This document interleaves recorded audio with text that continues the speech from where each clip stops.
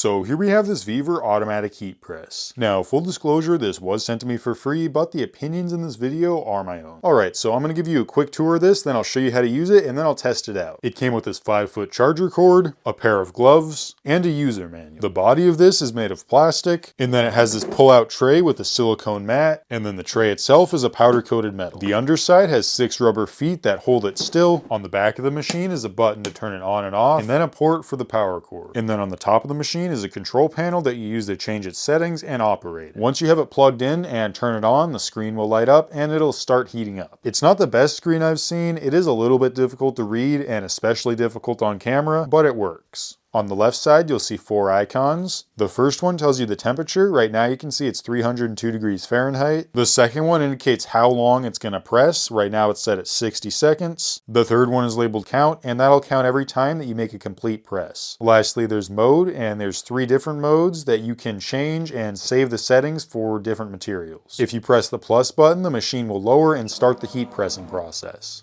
And while that process is taking place, you can hit the plus button 5 more times to increase the pressure. And if you hit minus, it'll stop the heat pressing process and raise it up. If you hit the setup button, you can change the temperature it's set at. Then if you hit setup again, you can change the time that it presses. And then if you hit it a third time, you can switch between Fahrenheit and Celsius. And then of course the mode button cycles through all 3 different preset modes. Alright, so now I'm going to go ahead and test this thing out using this brand new shirt and these decals. These are just heat transfer vinyl paper cut out on a vinyl cutter. For this sticker, I'm going to line it up with the side of the collar and bottom of the sleeve. Then pull out the tray and put your item on. And I folded it because I didn't think it was going to fit, but after doing a few shirts, I realized it'll fit just fine laying flat. Anyway, once you have it on there nice and flat, you can slide it in and press the plus button to start the heat press process. And I went ahead and pressed it a few more times to turn the pressure all the way up to 5.